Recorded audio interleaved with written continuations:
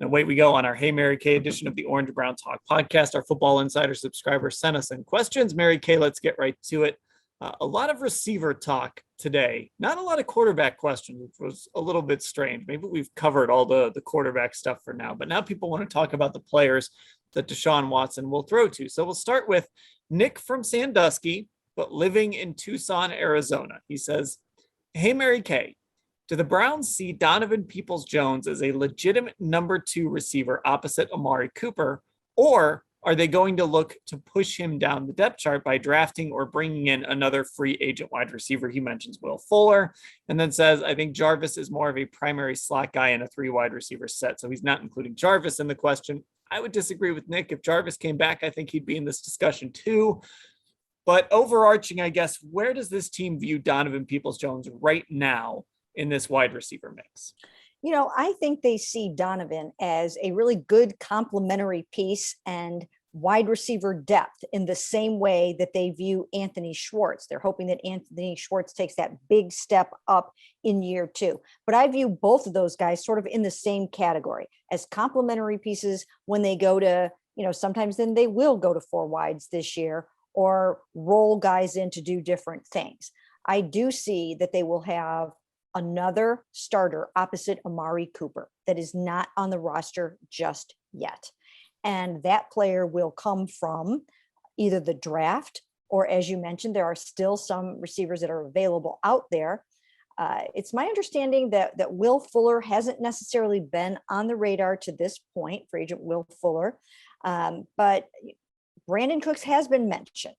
And as far as Brandon Cooks, he's currently on the roster heading into his last season with the Houston Texans. His cash hit is roughly a little bit over $13 million for this year. If the Texans trade him, they can save a little bit more than $8 million on their cap.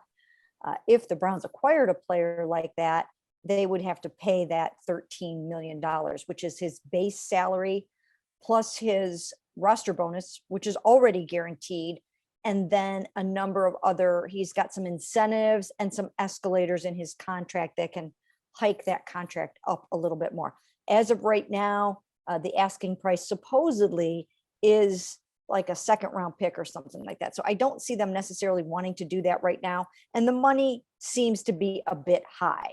Although if they did this, what always happens in these situations, if you acquire a player like this in a trade and they're heading into the final year of their contract, you basically do the trade with the idea in mind that you will restructure the contract, add more guaranteed money, add some length onto the contract, and it's a win-win for everyone. So they would bring that cap number down significantly for 2022 in the event they do something like this. And they would stretch the contract out over a couple of years, maybe even adding some voidable years to spread that signing bonus out over a lengthier time. So that's one I'm not entirely certain yet that they would be willing to do. But if they could get away without a 2nd round pick, I mean, I don't think they want to give up a 2nd round pick, certainly. But if they could do something less than that, you could probably make the money work somehow. Now, if it were me and I had a 2nd round pick to spend on a wide receiver, I would draft one. I would draft a good young receiver, and then I would still make every effort to re-sign Jarvis Landry. That gives you that other really good, solid veteran piece, and then a young, sort of elite, hopefully for them, elite receiver coming through the pipeline. So that's how I would approach it. Brandon Cooks in 2020 with Deshaun Watson, 81 catches, 1,150 yards, 6 touchdowns last year with Houston, had 90 catches, 1,037 yards and 6 touchdowns with a real weird quarterback situation. Only 28 years old, which is strange to think. It feels like, this guy should be 40 by now with how much he's been traded and talked about.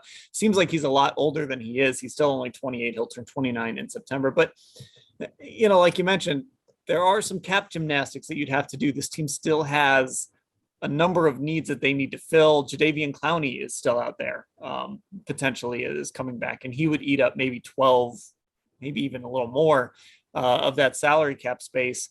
And the other piece of this too is I would imagine this team wants to be able to roll over some cap space from this year, that they don't want to just spend, that 22, 25, whatever the final number ends up being when Austin Hooper comes off the books as well. I would imagine that they want to have maybe $10 million to kind of roll over to next year, because these bills are going to start coming due on Deshaun Watson's contract, on Myles Garrett's contract. Eventually you want to extend Denzel Ward, although we had a really good Denzel Ward question we're going to get to a little bit later.